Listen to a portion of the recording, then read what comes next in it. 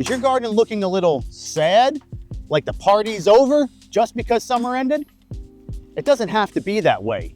In fact, for landscape designers, fall isn't the end of the season, it's just the beginning, when the garden gets a second chance of life for all new colors, textures, and light.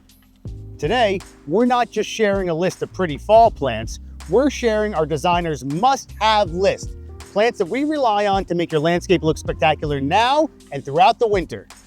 For each plant, we'll be giving you a designer's tip on how and where to use it for maximum impact. By the end of this video, you'll be able to create an autumn landscape that truly glows. Let's get started. First up, deciduous trees, the all-around all-stars of fall. Nothing provides that wow factor like some of our native trees in fall. You can rely on species like red maple for its vibrant crimson hues, scarlet oak for its deep rusty reds, and sweet gum for its multi-mixed colors of purple, orange, red, and gold. By choosing native species, you're not just getting a beautiful, low-maintenance show, you're also providing critical food and habitat for local wildlife. These trees have leaves that transform into a fiery spectacle, lighting up the sky like a beacon. But it's not just a gentle fade, it's an electric explosion of color that almost seems unreal. A towering red oak can anchor an entire landscape with its blazing canopy, providing a stunning contrast against the fading hues of the garden and the steady evergreens.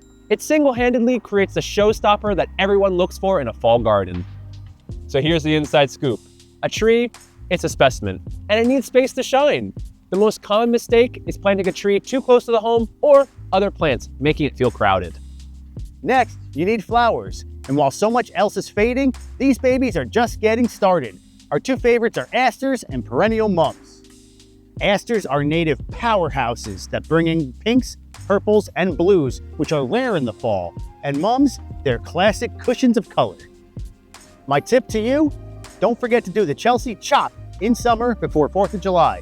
This encourages more branching, shorter and more compact plants, and of course, more flowers.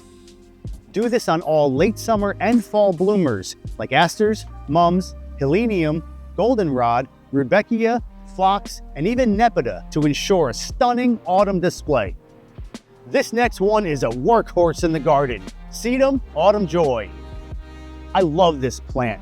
They look fantastic all year, but they really shine in the fall. They have these flowers that go from a pale pink to this amazing rusty red. They give structure and mass in the garden when all the other perennials are collapsing. Here's a designer's tip. The most important rule of this plant is do not cut it back.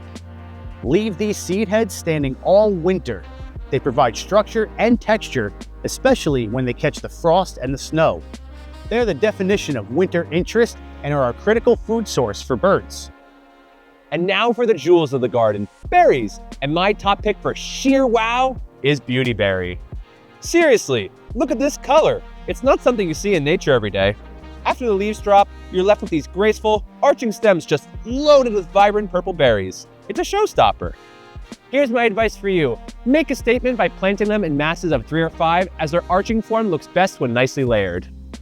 And try planting them with something with a poppy yellow, like witch hazel, for an artistic purple and gold fall combo. Sticking with berries, here's a classic, Winterberry, Ilex verticillata.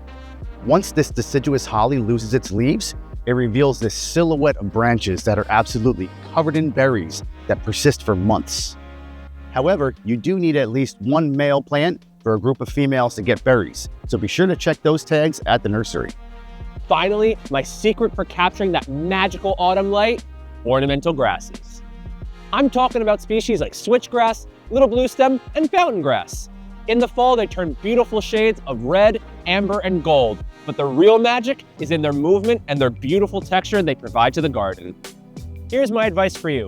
Don't just plant them in any old spot. Plant them in masses where the low afternoon light will shine on through them. When the sun hits those plumes from behind, it will look as if the whole plant is glowing, creating a hazy, soft, magical effect that truly captures the essence of autumn. So there you have it, our must-have list for a truly stunning fall landscape. So it's not just about the plants, it's how you use them.